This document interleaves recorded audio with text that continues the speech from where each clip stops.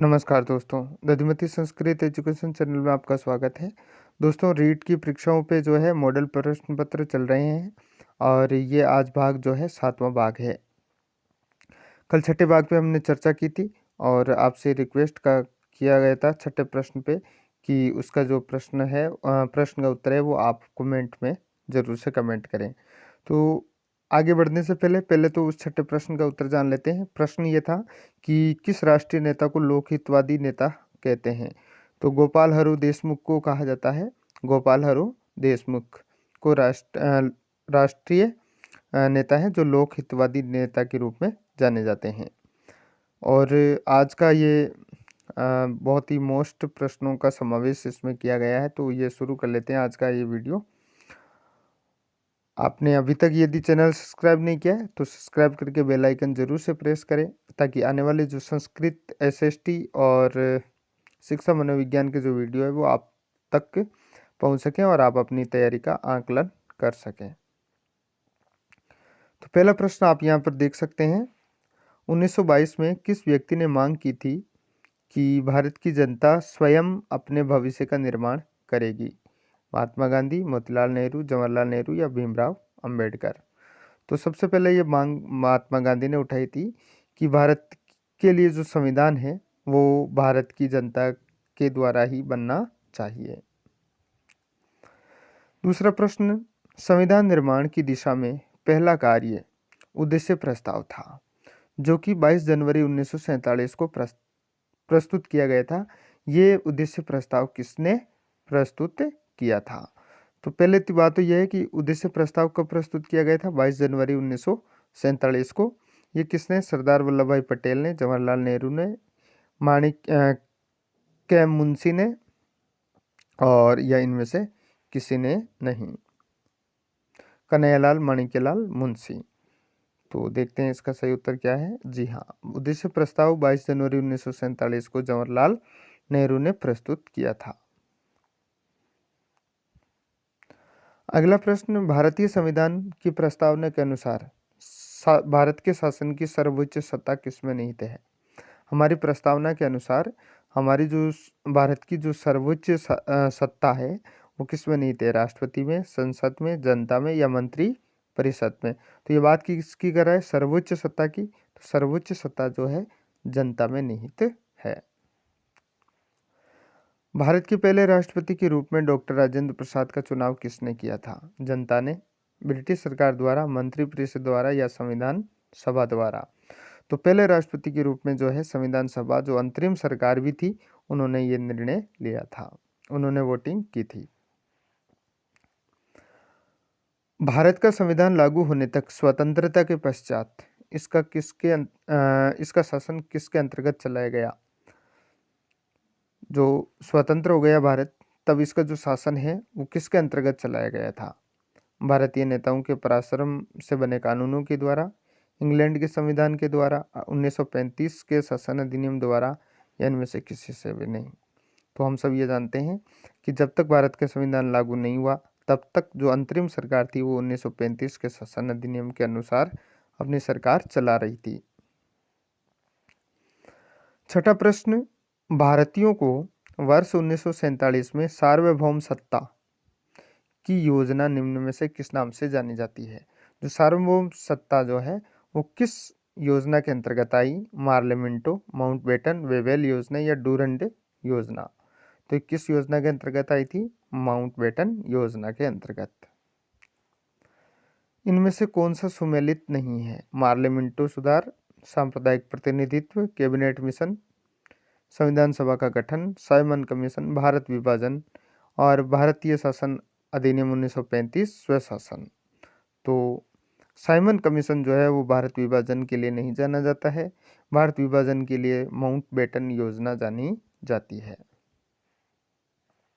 इसको मन बाटन योजना भी कहते हैं। भारत के नियंत्रक और महालेखा परीक्षक की नियुक्ति कौन करता है? राष्ट्रपति, लोकसभा अध्यक्ष, प्रधानमंत्री या उपराष्ट्रपति? तो कौन करते हैं? राष्ट्रपति। नियंत्रक और महालेखा परीक्षक की नियुक्ति करते हैं राष्ट्रपति। भारत में सचिव का पद किसके द्वारा निर्मित किया गया? सचिव का पद, जो भारत सचिव की नियुक्ति जो है वो कब से शुरू की गई? मार्लियामेंटो सुधार 1909, यानी कि भारत शासन अधिनियम 1909 को मार्लियामेंटो सुधार के नाम से भी जानते हैं।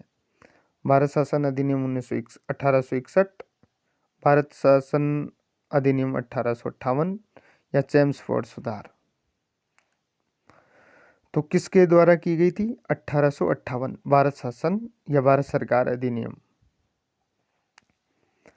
10वां प्रश्न, भारत के पहले सिख प्रधानमंत्री कौन थे? ज्ञानी जैल सिंह, सरदार भगत सिंह, नीलम संजीव रेड्डी या सरदार मनमोहन सिंह?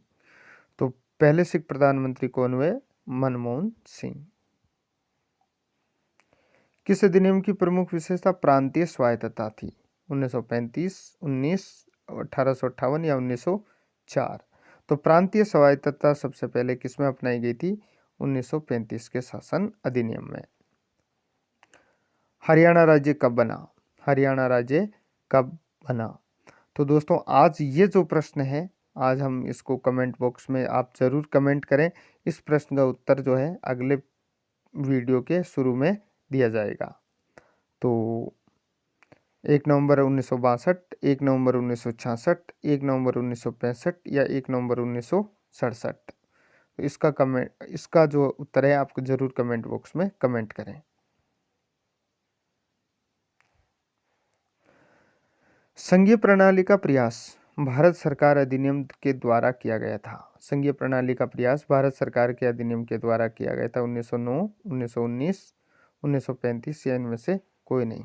तो ये क्या कह रहा है? संघीय प्रणाली। संघीय प्रणाली जो है वो 1919 में शुरू की गई थी।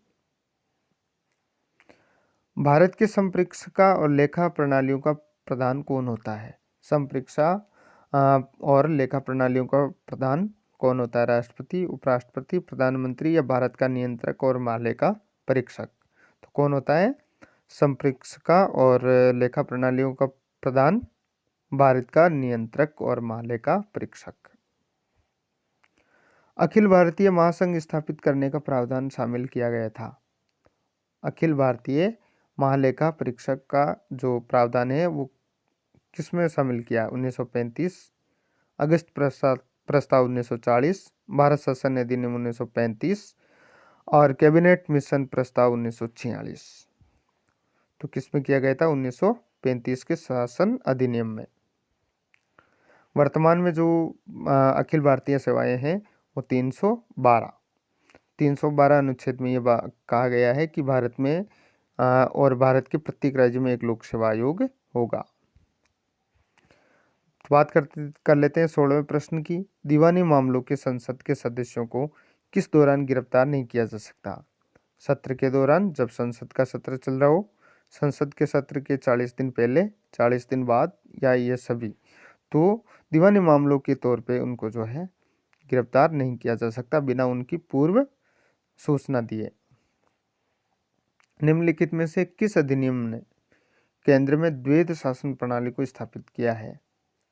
निम्नलिखित में से किस अधिनियम ने केंद्र में द्वैध शासन प्रणाली को स्थापित किया? तो द्वैध शासन प्रणाली 1909 में आई, 35 में आई, 91 में आई या भारत परिषद 92 में आई? तो 1935 में जो है द्वैध शासन प्रणाली को स्थापित किया गया। 18वां प्रश्न आप देख सकते हैं, दादर और नागर हवेली किस न्यायालय के क्षेत्राधिकार में आती है?